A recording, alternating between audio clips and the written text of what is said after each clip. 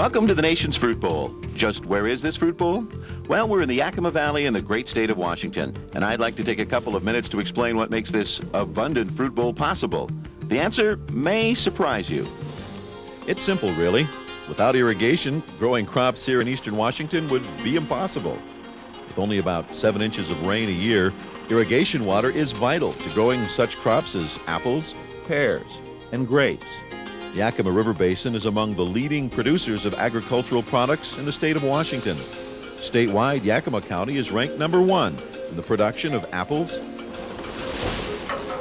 grapes, hops, mint, and cattle. One major natural resource makes all this possible: water. Without water, almost 500,000 acres in the Yakima River Basin would be a desert land. But with the help of several irrigation districts, some of the water from the Yakima River goes directly into the Yakima Valley. This diverted water, called irrigation water, allows agriculture to flourish in the Yakima Valley, the nation's fruit bowl. Yakima Valley farmers have been producing record levels of fruits and other crops for our growing nation. Yet water to grow these crops hasn't always been so readily available. The early settlers to Washington State saw the great potential here. They knew if they could just harness the water from surrounding rivers that farming would prosper. So how'd they do it? Well, let me explain. Back at the turn of the century, the federal government encouraged water development in the Yakima Valley through the construction of storage reservoirs and water delivery systems. The Bureau of Reclamation worked with farmers who organized into irrigation districts. Together, they built the dams and irrigation canals that brought life-giving water to the land.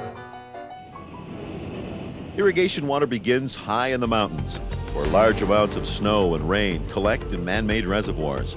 Water experts measure the water content of the snowpack in the high country, and they look at the long-range weather forecast too.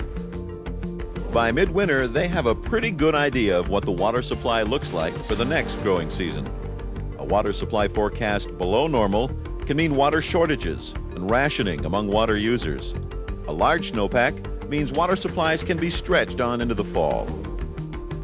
But you can have too much of a good thing. In very wet years, the reservoirs store excess water and help reduce the damage from floods in our cities and towns.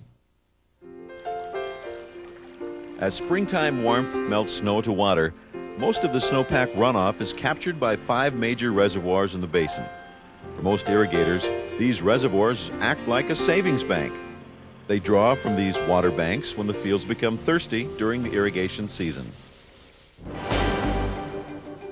Every day, millions of gallons of water travel to the Yakima Valley via the Natchez, Tieton, and Yakima rivers. Along the way, some water is channeled into canals, ditches, and pipes, and then to farmers many miles away. In turn, the water is applied to crops of all kinds. Irrigators have worked with the Bureau of Reclamation to make sure that only water is diverted, not fish.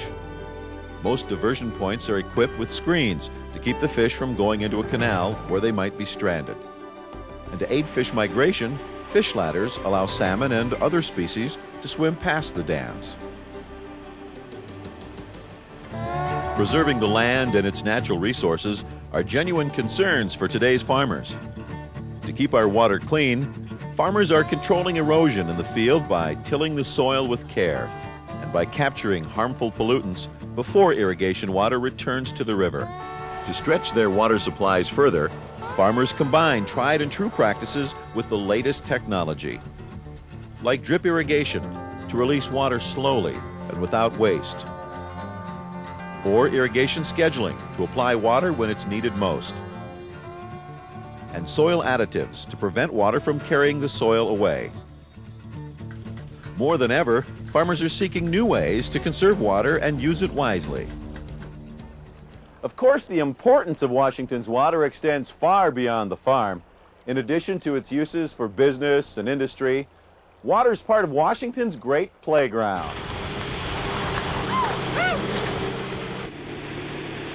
The same reservoirs that store the snowpack for irrigation and flood control are enjoyed by thousands who camp on their shores and fish, swim, and go boating in their waters.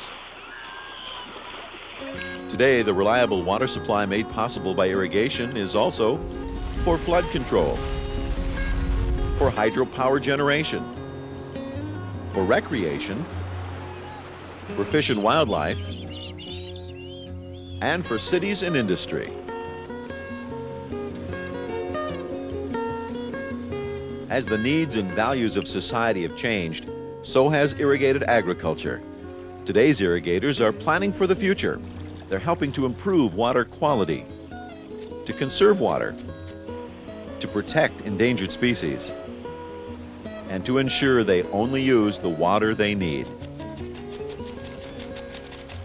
As responsible water stewards, they are committed to managing our land and water resources wisely.